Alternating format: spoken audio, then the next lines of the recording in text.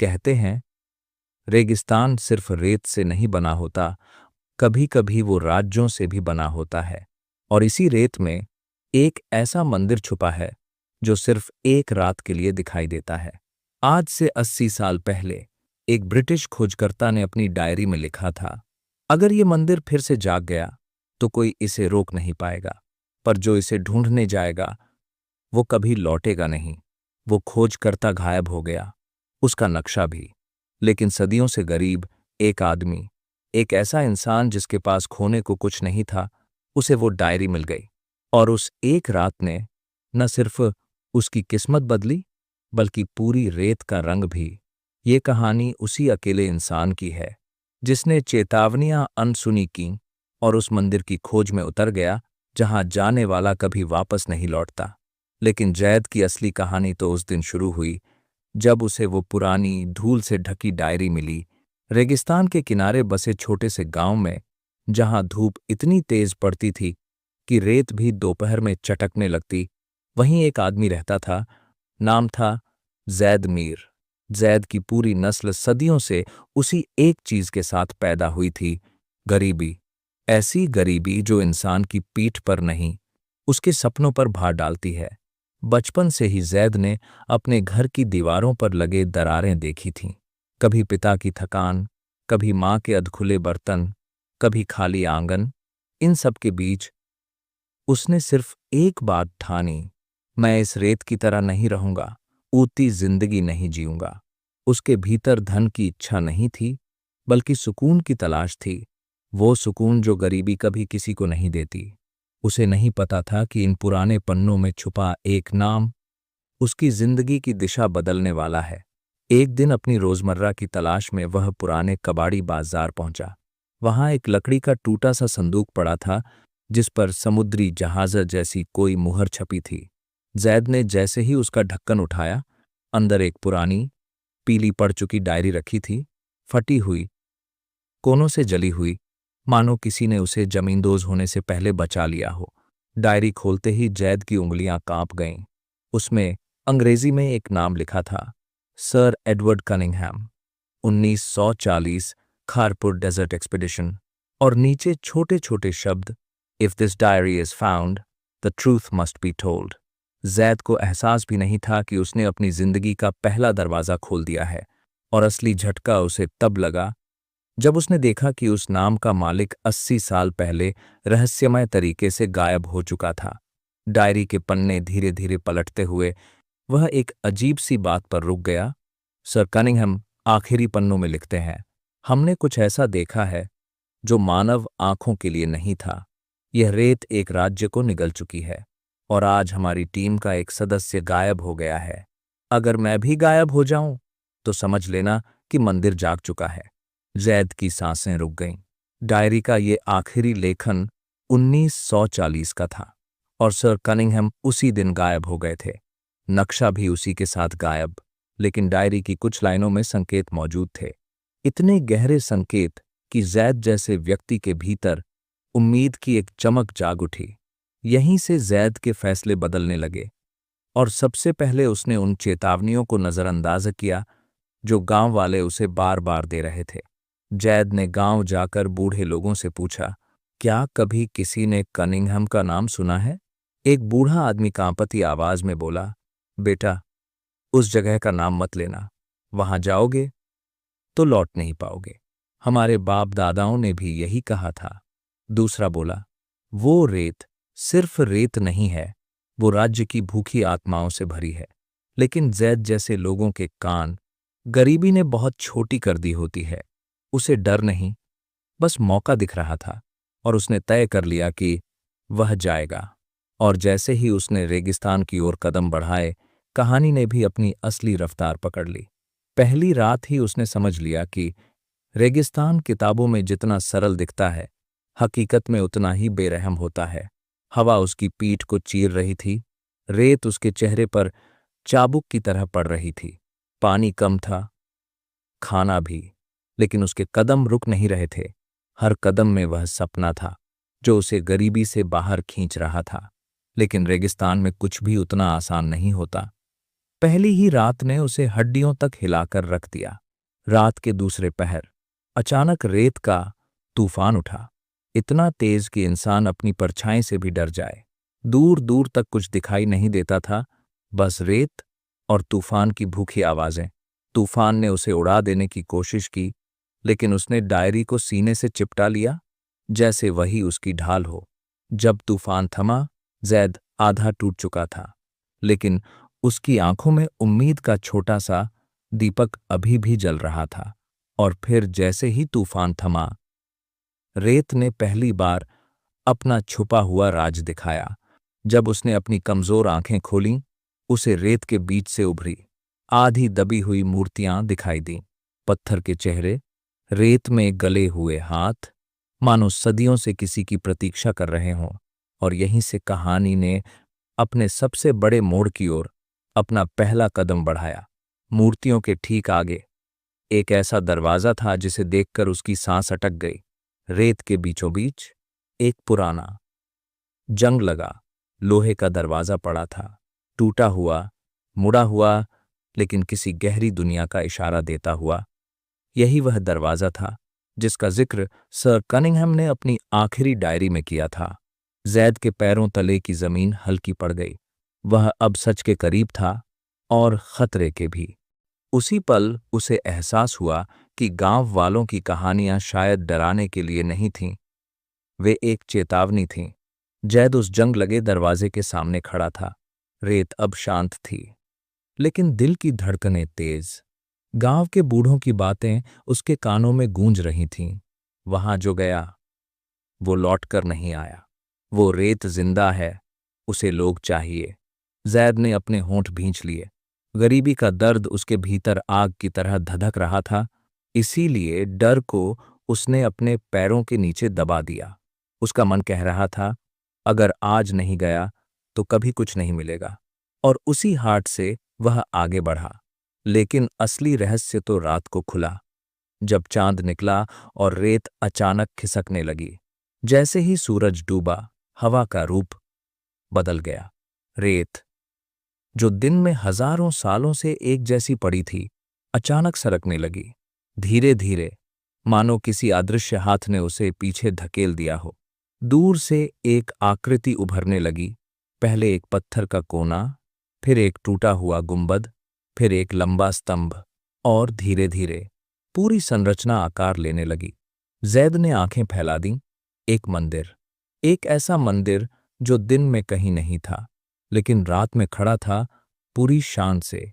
मंदिर की दीवारों पर चांदनी पड़ते ही उसके पत्थर चमक उठते थे, जैसे वो नींद से जागा हो। यही वो दृश्य था जिसे देखकर 80 साल पहले कनिंघम की टीम डर गई थी।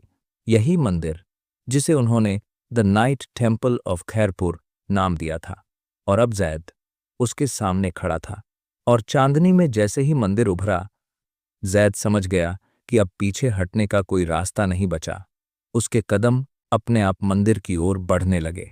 न कोई मोहभंग, न कोई हिचक, बस एक अजनबी सी खींच।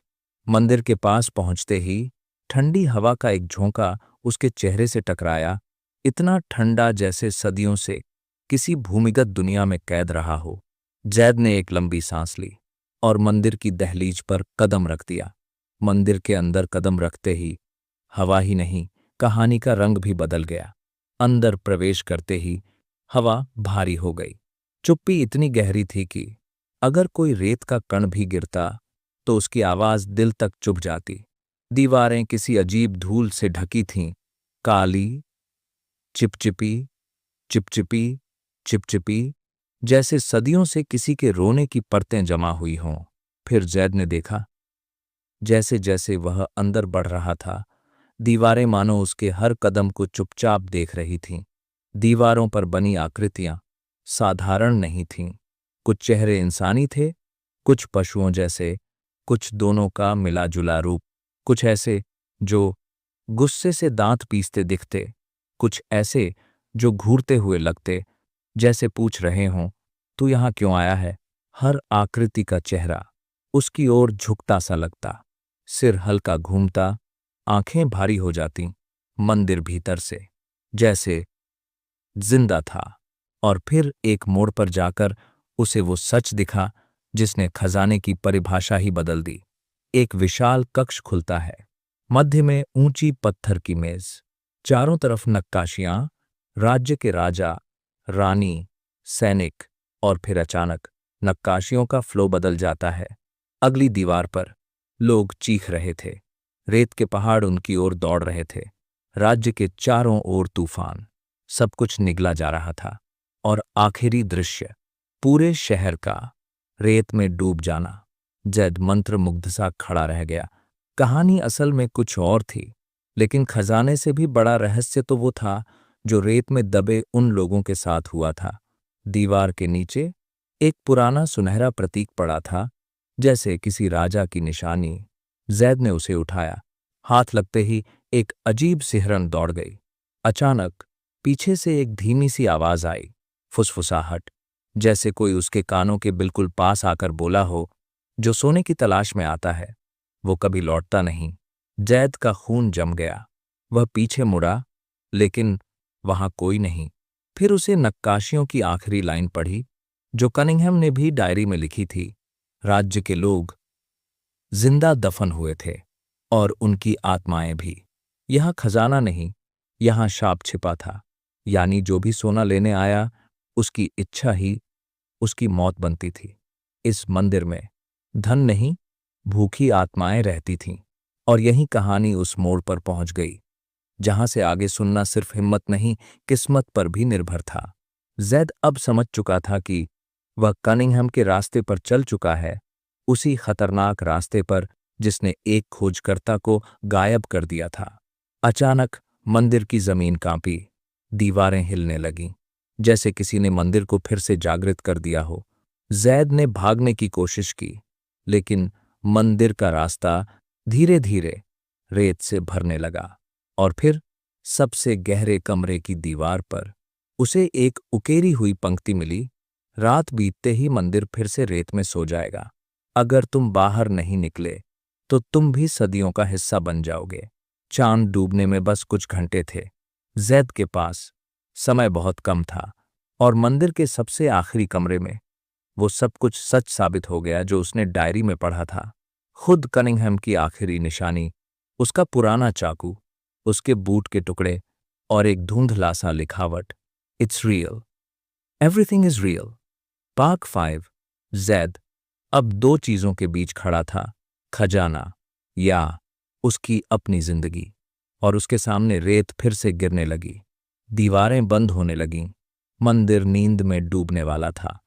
और अब कहानी उस मोड़ पर पहुंच चुकी थी, जहां से आगे बढ़ना सिर्फ हिम्मत नहीं, किस्मत पर भी निर्भर था। मंदिर की दीवारें कांप रही थीं, पत्थर की दरारों से रेत झरने लगी, मानो पूरा मंदिर फिर से अपनी सदियों की नींद में लौटने को तैयार था। जैद ने महसूस किया, उसके पैरों के नीचे जमीन हल्की हो रही है, मानो किसी अदृश्य हाथ ने पूरे मंदिर को धीरे धीरे नीचे खींचना शुरू कर दिया हो। चांद की रोशनी अब मंदिर के फर्श पर सिर्फ एक पतली सी लाइन छोड़ रही थी। रात कम हो रही थी, और मंदिर भी। ये वही पल था जहां इंसान का डर और उसकी लालसा एक ही जगह आकर भिड़ जाते हैं। और तभी रेत की परतों के पीछे से एक अनसुनी आवाज उठी, जैसे कोई उसे रोकना चाहता हो। मत जा।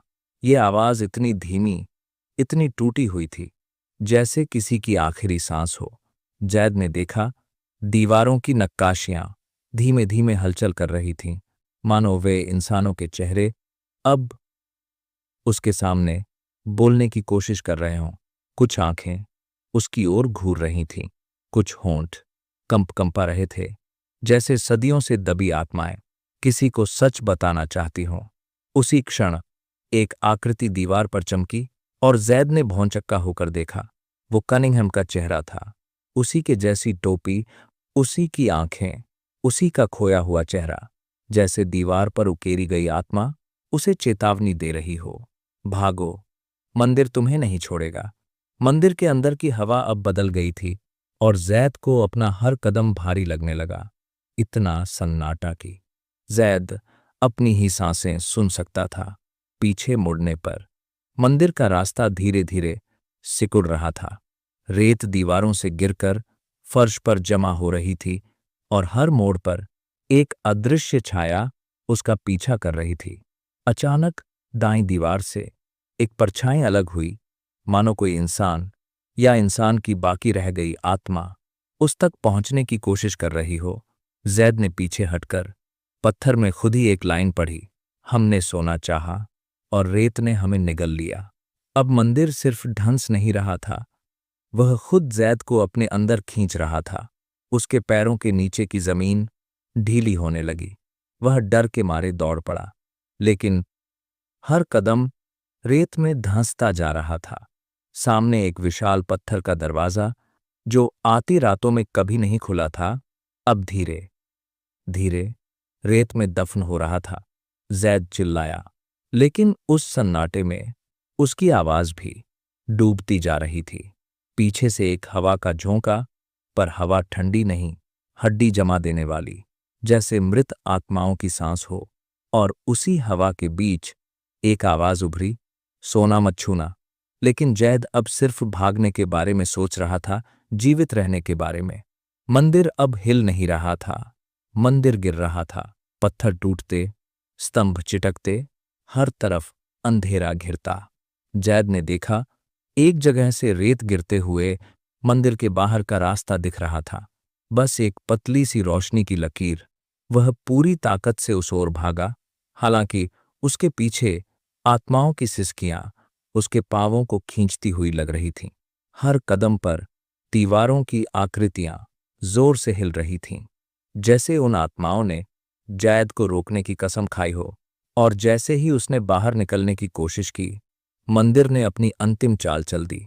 निकास का रास्ता तेजी से बंद होने लगा। रेत ऊपर से एक भारी चादर की तरह गिरने लगी। घुटन भरी हवा उसके फेफड़ों को चीर रही थी। जैद जमीन पर गिर पड़ा, लेकिन उसकी आंखें उस चांद को देख रही थीं, जो अभी भी आधा आकाश में मौजूद था।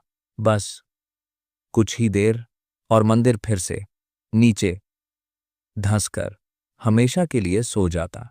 चांद का हर सेकंड जैद की जिंदगी का सेकंड बन चुका था। और फिर एक अंतिम कोशिश में उसने खुद को रेत की दीवार से बाहर फेंक दिया। उसने अपने हाथों को पूरा जोर लगाकर आगे धकेला। रेत उसके शरीर पर गिर रही थी, लेकिन उसने हार नहीं मानी। अचानक एक तेज झटका, एक खुली हवा की खिंच, और जैद मंदिर की सीमा से बाहर जा गिरा। उसके पीछे एक ऐसी आवाज आई जो उसने कभी पहले नहीं सुनी थी, पूरे मंदिर के रेत में तेजी से गिरने की आवाज। वह उठा नहीं पाया, बस सांसें टूटी टूटी सी चल रही थीं। रेत इतनी भारी थी जैसे किसी पहाड़ का बोझ। उसने पीछे देखा, मंदिर पूरी तरह गायब हो चुका था, जैसे वो कभी था ही नहीं।